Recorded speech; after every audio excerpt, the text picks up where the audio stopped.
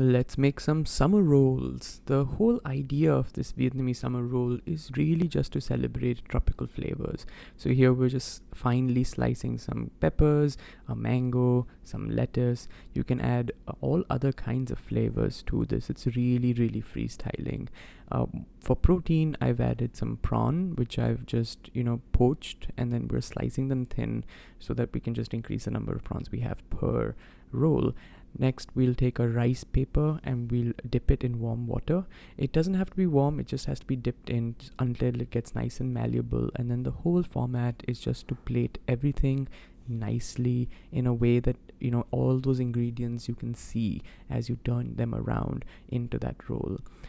Don't put a whole lot of things. It's supposed to be a little minimal, but put enough so that you're not eating just the rice paper. You're actually having some really nice flavors along with that.